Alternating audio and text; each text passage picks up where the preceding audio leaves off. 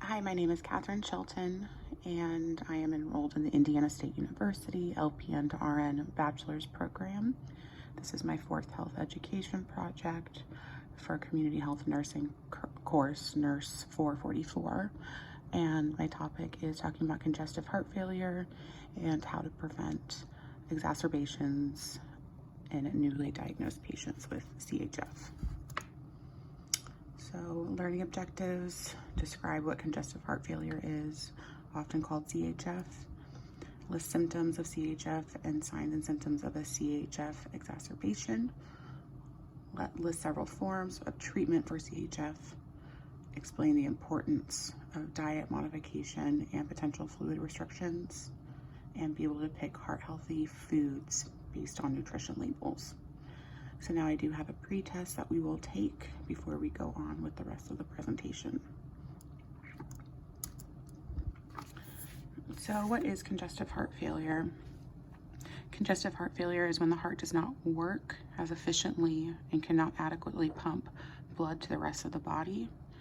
Therefore, the rest of the body does not receive adequate oxygenation.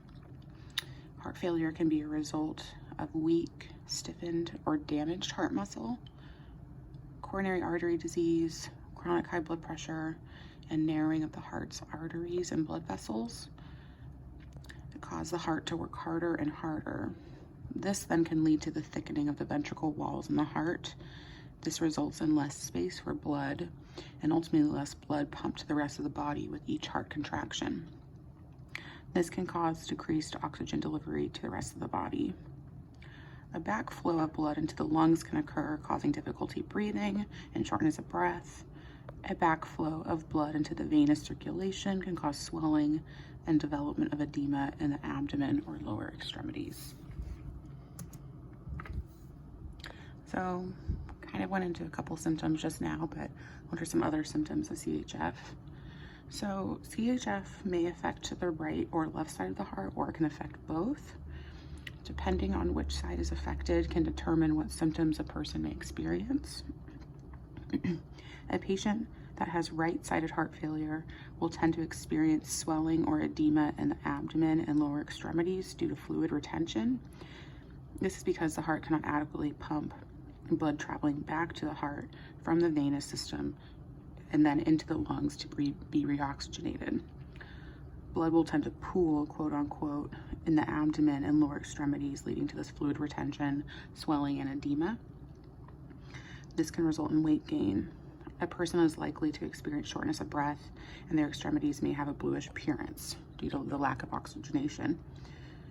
And then a person with left-sided heart failure will tend to experience shortness of breath and a feeling of heaviness in their chest. This is because blood gets backed up into the pulmonary veins because the left side of the heart cannot adequately fill up and pump blood from the lungs to the rest of the body. Many people complain of shortness of breath when laying down with exertion and having to sleep propped up on multiple pillows. They may experience coughing, especially with any kind of exertion. So just want to note that these are common signs and symptoms of CHF. A person with well-controlled CHF may have minor signs and symptoms, but may experience worsening of these during a CHF exacerbation, which could actually require hospitalization. So how to manage CHF? Unfortunately, there's not a cure, but it can be managed. It's important to work with your healthcare provider to create a plan for management. This may include prescription medications, diet modifications, and possible fluid restrictions. In some cases, surgical procedures may be recommended to repair or replace a damaged heart valve, which may be causing some of that backflow of blood. Repair a blocked artery called a CABG, coronary artery bypass graft, or to implant a left ventricular assisting device, or LVAD, to assist the heart with pumping more efficiently.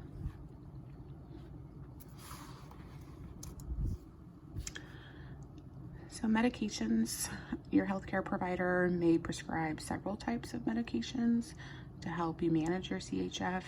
It's often a combination of medications that are prescribed, and these work to help your heart pump more effectively reduce blood pressure and heart rate and to reduce fluid retention.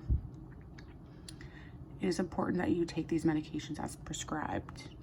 Missing doses of prescription medications may put you at risk of a CHF exacerbation and possibly hospitalization.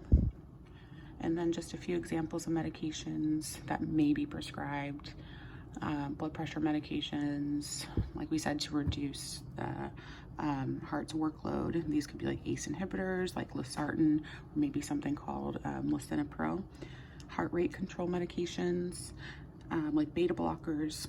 These help the heart pump more efficiently. You may see something called metoprolol that's prescribed.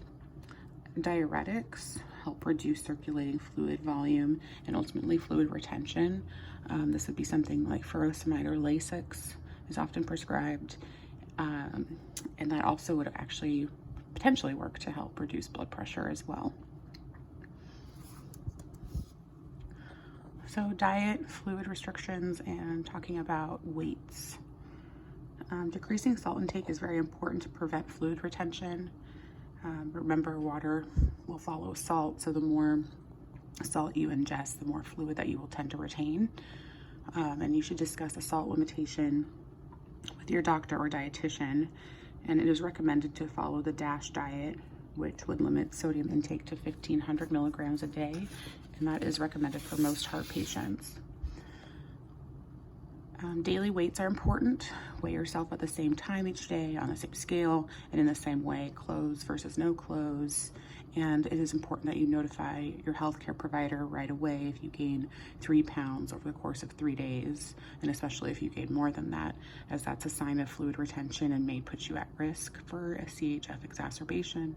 And these people tend to find difficulty breathing.